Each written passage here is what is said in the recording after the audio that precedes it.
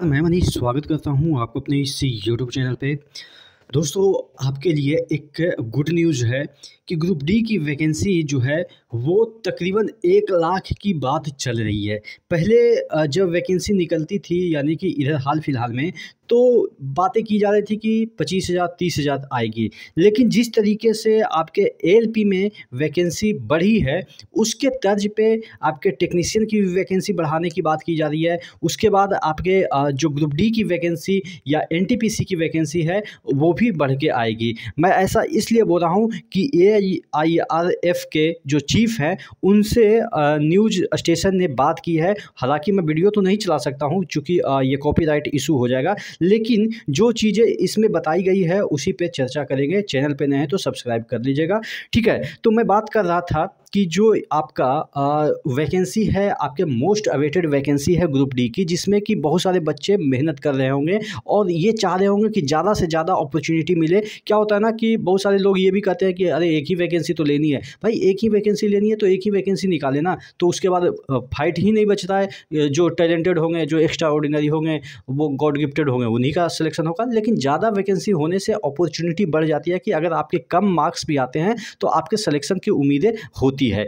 तो कहने का मतलब ये है कि वैकेंसी जिस तरीके से इन्होंने ये सर जो है ये AIRF के जो चीफ हैं, इन्होंने बोला है कि जिस तरीके से इन लोग का असेसमेंट होता है ना, क्योंकि ये यूनियन के हेड होते हैं, तो इनके पास भी ये ऐसा नहीं है कि कोई भी यूनियन का हेड बन जाता है। कोई बड़े अधिकारी जो है वही यूनियन का हेड होते हैं। तो ये खुद जॉब कर रहे हैं और बड़े पोस्ट पे हैं, तो इनके पास असेसमेंट का रिकॉर्ड आता है, तब जाके ये फैक्ट पे बात करते हैं। हम लोग जैसा नहीं है कि जो मन में आया या हम मतलब कि वही जो पेपर में आया वही हम लोग बोल देते हैं। लेकिन इन लोग के पास एक्चुअल न्यूज़ होता है और ये अगर बोल रहे हैं तो आप यकीन मानो कि वैकेंसी आएगी। चूँकि ये भी बोल रहे हैं कि टेक्नीशियन की वैकेंसी 3 गुना यानी कि 25,000 स्टार्टिंग बोले हैं, 25, 27, 30,000 इस तरह से आ सकती है। 25,000 हो सकती है या 27 या 30,000 ऐसे ही। और मैंने भी आपको बताया था कि 30,000 के अराउंड टेक्नीशियन की वैकेंसी आने की संभावनाएं हैं, बढ़ के आने की हालांकि आ तो गई है लेकिन बढ़ाने की बात की जा रही है।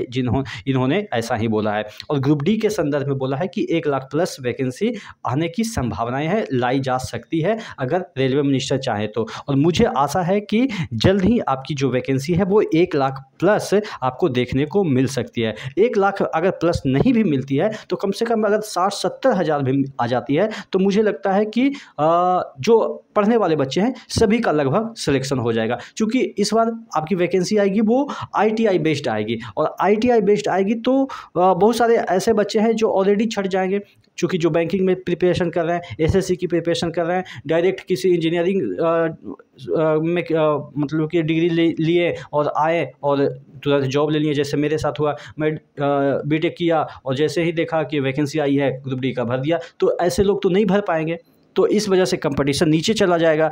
तो कंपटीशन नीचे जाने से सिलेक्शन की उम्मीदें बढ़ जाएगी। यानी कि ITI जिन्होंने कर रखा है उनके लिए गोल्डन अपॉर्चुनिटी है इस बार। आप मान के चलो कि अगर नहीं हुआ तो भविष्य में क्या होगा क्या नहीं होगा वो अलग मैटर है, लेकिन इस बार आपके 100% होनी ही चाहिए। चूँकि ग्रुप डी में इतनी सारी वैकेंसी आ रही है कि आप एक्सपेक्ट भी नहीं कर सकते हो। कुछ दिन पहले तक एक्सपेक्ट नहीं कर रहे थे कि इतनी वैकेंसी आएगी। आप क्या सोचते हैं नीचे कमेंट बॉक्स में कमेंट करके जरूर बताइएगा। नेक्स्ट वीडियो में मिलते हैं, तब तक के लिए जय हिंद।